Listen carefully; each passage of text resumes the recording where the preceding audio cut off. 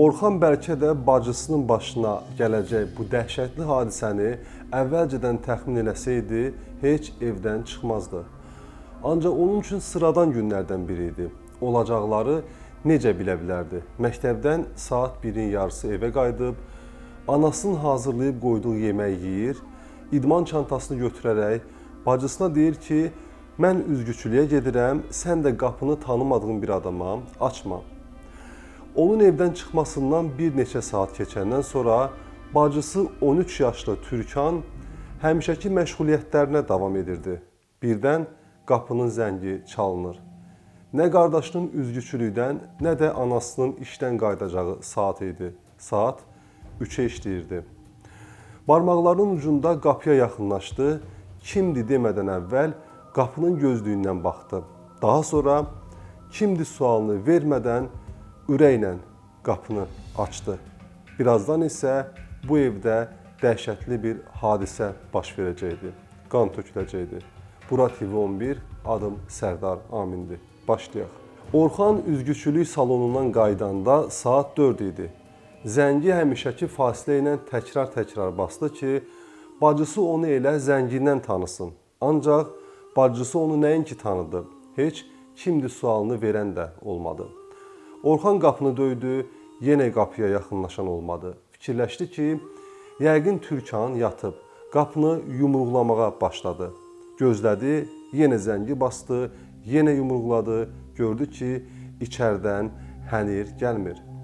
Çarəsiz həyətə düşdü, qapı qonşuları olan Tofiqlə rastlaşıb ondan bacısını soruşdu. Tofiq də bacısını görmədiyini dedi və həyətdə biraz gözləyəndən sonra anası işdən qayıtdı. Ehtiyatla anasına dedi ki, qapını nə qədər döysə də Türkan açmayıb. Təbii ki, anası çox narahat oldu və əvvəlcə gedib özü də qapını yumruqladı. Qızını səslədi, lakin o da Orxan kimi bir cavab ala bilmədi.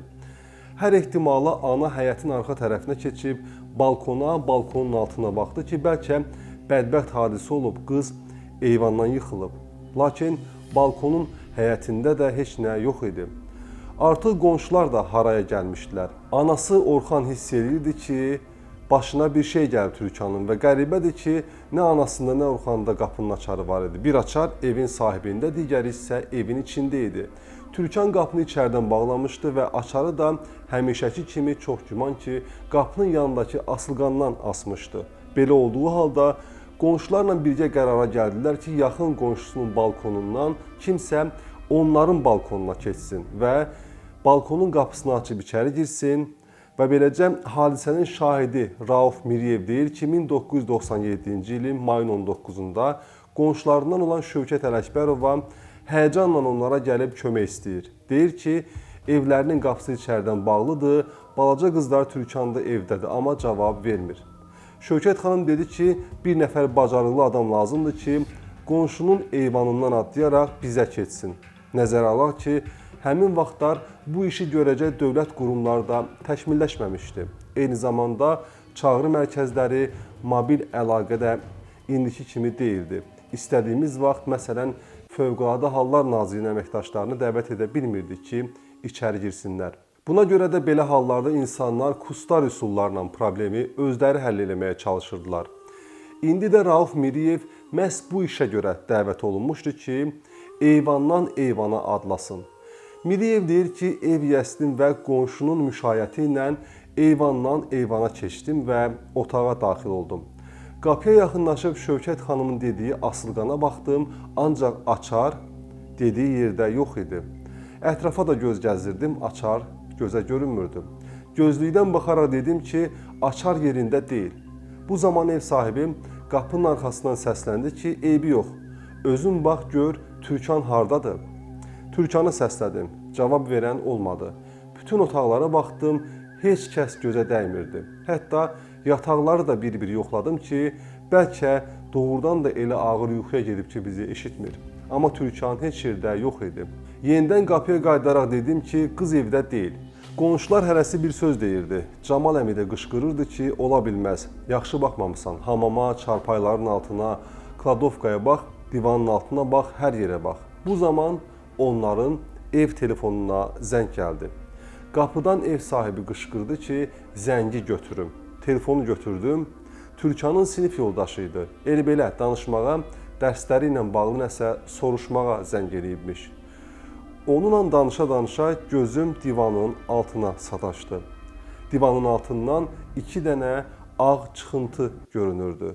Dəstəyi yerinə qoyub divanı qaldırdım. Türkanın ayaqlarını görəndə dəhşətə gəldim. Tez qapıya qayıdıb qışqırdım ki, təcili polis çağırıb qapını sındırsınlar. Nəsə faciə baş verib. Bəli, faciə baş vermişdi. Polis qapını sındırıb ailə üzvləri ilə içəri girəndə görür ki, ailənin ciyərparası, hamının sevimlisi, balaca Türkanı kimsə qəddarlıqla qətlə yetirmişdi. Onun sinəsinə, boynuna bıçaq zərbələri vurulmuşdu. Bu da azmış kimi sonda qızcığaz boğulub öldürülmüşdü. Ev sahibini bir müddət sonra özünə gətirib soruşdular ki, görəsən evdən nəsə itibmi ya yox? Çünki bu cür cinayətkar və cinayətkarları tapmaq üçün lazım olan ilk şərtlərdən biri bu idi. Hadisə tamah məqsədi ilə törədilmişdisə, cinayətkarı başqa yerdə, qisas məqsədi ilə törədilmişdisə, başqa yerdə axtarmaq lazım olacaqdı.